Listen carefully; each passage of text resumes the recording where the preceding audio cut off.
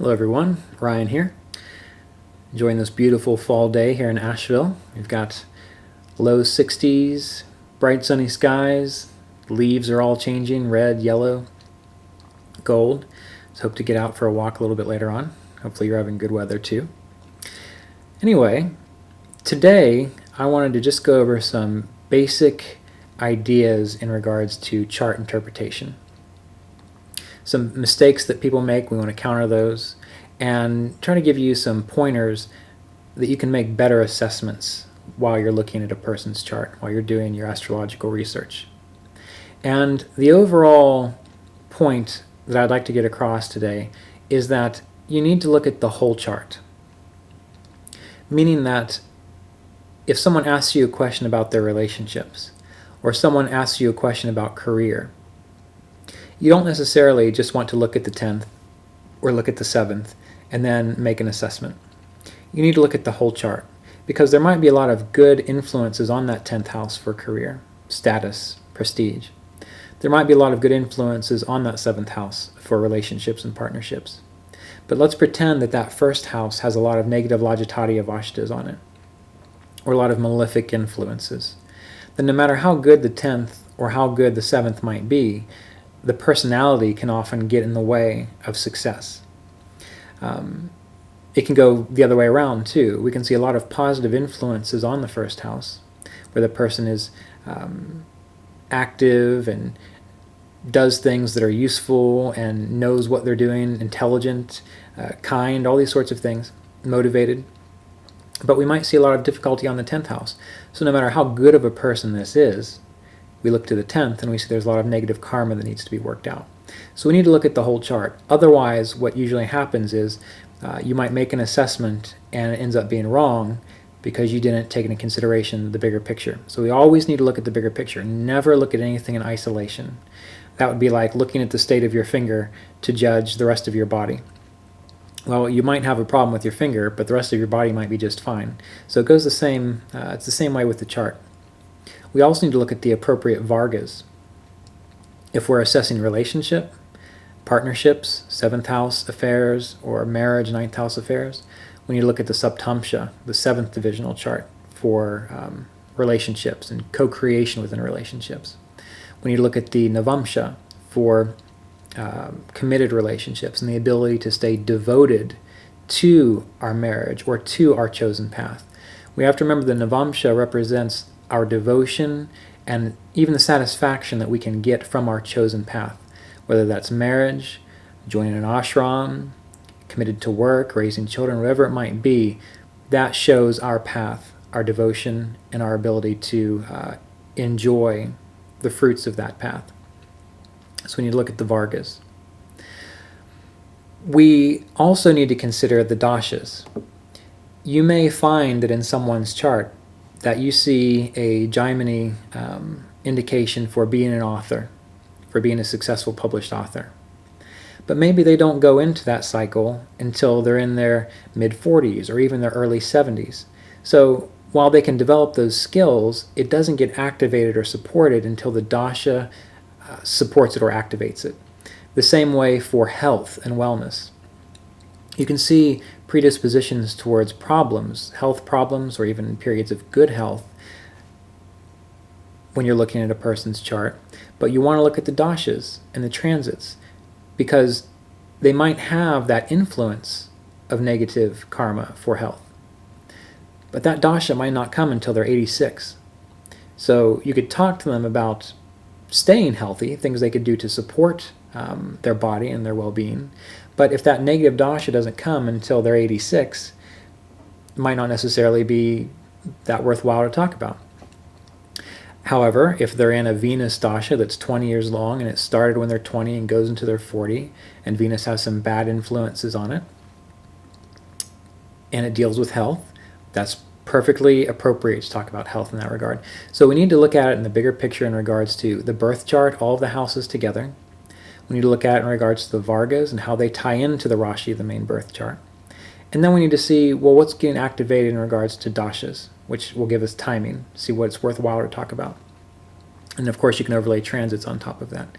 So it seems like a lot, But if you really want to get a good assessment of someone, you do need to kind of go through this. You need to go through the whole process. One thing I recommend doing in the current class that we're leading, the step-by-step astrology class webinar, we're going through all of the 12 houses, starting with number 1, going through all the 12 houses, looking at the lords of the house, the dignity of the lords of the house, looking at where that house lord goes, looking to what planets are in the house we're assessing, looking at the Baladi of Ashtas, looking at the Lajatati of Ashtas, the Jagrati of Ashtas. We're putting all these together to see what's going to manifest and influence in regards to that house under consideration. And remember, each house represents a certain aspect of our life. First house, body and personality. Second house, family, resources. Third house, siblings. Fourth house, home, vehicles, the heart, and so on, all the way around. 10th house, career. 11th house, social status and gains. 12th house, expenses. So if we go through and we assess all of these things, we get a picture of who we're dealing with. And it's good to go through all 12 of those. And within this class, for example, we're spending about an hour on each of the houses, which means that if I was really going to, and if you are going to assess a chart in detail, you would probably spend about 12 hours looking at that. And that's just looking at each of the houses and all the important influences on that house. But by the time you got done, by the time you had all of your notes, you've written all your notes down, you would have a good picture of the potential of this person. And you would see where things overlap. Certain houses in certain areas of life might overlap. There could be 5 influences saying this person is going to be a professional fisherman, we'll say. And there could be 2 influences saying they're going to be an English teacher. And there can be 1 influence saying that they're going to be a lawyer. Well, by the time you get done with all 12 houses, you see there's 5 influences there for a professional fisherman, which means that it's probably safe to say this person has an extreme interest in fishing, might even do it professionally, with these other things on the side. And keeping that in mind, it's a good idea not to try to be black and white. We all have different skills. For example, I'm an astrologer. That's my main career. I'm also a musician. I make a little money on the side playing music. I really enjoy music. I do it often. But my main focus is astrology. That's what I do all day long, primarily. I'm also interested in a number of sports. I do those too, and they are indicated within my chart. But the majority of the planetary influences speak to meditation, astrology, writing, and yoga, which are the things I do almost all the time. Now, people could have looked at my chart and made other assessments, and they would have been right, but what they needed to focus on is the primary direction the chart is flowing. When we can see that, we can see the primary direction the person is going in. And that's why, again, we need to look at the chart as a whole. We need to look at all 12 houses. We need to look at the appropriate vargas for the houses. We need to look at the dashas. Now, one final thing that we can consider are the avashtas, parasharas avashtas. And these avashtas, I'm going to do one more video on right after this one. They are the Baladi avashtas, the Lajatati avashtas, primarily. The Baladi avashtas show the state of karmic fruition of a planet. Again, we'll get to this in the next video. Whether a planet is in an infant state, that will show that whatever karma is involved with that planet will be a developing, a new karma coming in, something that, say, in past lifetimes you just started putting your attention towards. And now it's just starting to grow.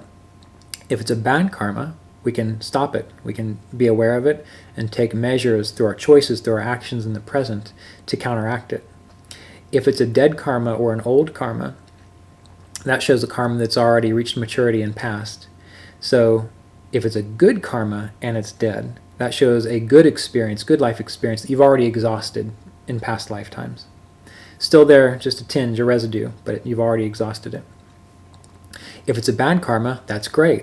It shows that's a bad karma that you've exhausted. If it's in the 6th house of health, and you see a nasty combination of Mars and Saturn, but they're both in a dead avashta, the potential is there, but not enough to manifest. In fact, it probably already happened, and the person's just dealing with the final residue of it. This is how we can start to get a sense of why certain things express within the chart when we see them and why they don't. It depends on the state of karmic fruition. The Logitati Avashtas allow us to see how the planets get impacted specifically. For example, the moon, it stars Saturn, Mercury, and Venus, which means that when the moon is aspecting in a good dignity, or I guess I should say good Jagrati Avashta, and it's impacting these other planets, it can starve those planets, which can cause a lot of problems with those planets. So oftentimes it's not Saturn that's giving you the grief. It is the Sun, Moon, or Mars that are impacting Saturn that causes the problem, because we need Saturn. We need Saturn to allow us to endure. We need Saturn to allow us to have a good immune system, to be able to be focused, and to do those little things that allow us to be successful in life. And if the Sun, Moon, or Mars gets in the way of that, well, that's when we get frustrated. That's when we get depressed. That's when we feel like we're being disrespected or challenged. So the Logitati Avashtas unlock so much of the promise within the chart and how the planets work. And if you want, there's a really nice 8-hour course I've probably talked about in other videos on my website, AshevilleVedicAstrology.com, called The Introduction to Logitati Avashtas. Within that course, we examine each of the Logitati Avashtas. We learn how to find them within the birth chart, and we discuss what their influences are on each of the planets. So it's a wonderful course, very concise. Also, Ernst Wilhelm, he has a great course on the Logitati Avashtas. His is a bit more expanded. It's a little bit longer. But what I tried to do with my course was to condense it down. So I kind of look at it like the precursor to getting more into the mathematical side of things, and which is what Ernst does. So there's that, and I'll put a little link to that at the bottom of this video. But anyway, these are ways that you start to understand the chart, the promise of the chart, and if you can be patient and take your time, and don't let clients rush you. When you're looking at a chart, it takes a little while to figure things out, to go through all the Avashtas, to go through the houses, to look at it in a whole, to look at it through the Vargas and the Dashas. Don't let yourself be rushed, because you want to give good information. And the more time you can take, the more care you can take with it, the better you will be. And don't be upset if you get some things wrong. Astrology is vast. The universe is vast. Our experiences are vast. We cannot get it all right. We can be led to the appropriate information. But to think that an astrologer can know everything, that's an expectation that we really need to get rid of. I think the best astrologers would agree with that, because there's just so much to consider. However, if we take our time, if we're patient, if we are careful with what we're doing, we can give clients, we can give people information that will help them deal with their life, that will help them make positive changes. And that's our goal as an astrologer, is to do that. It's not prediction, because what's going to happen is going to happen. It's not getting people to cheat their karma. It's getting people to see their karma, acknowledge it, make it conscious, and then make a decision in regards to how they want to proceed from where they are. So remember that. Everything that we experience in the present is the result of our past thoughts, actions, or deeds. If we sustain those thoughts, actions, or deeds in the present, we continue that, and then the future is just a repeat of the past and the present. But if we see where we've been and we decide we don't want to go in that direction anymore, or we decide we want to make some positive changes, it might be hard, it might take some effort, but it does take that conscious decision to move in another direction. Once we can do that, we can let the past karma exhaust itself, which is helpful to practice yoga, self-inquiry, patience, detachment, because it will allow that past karma to exhaust itself.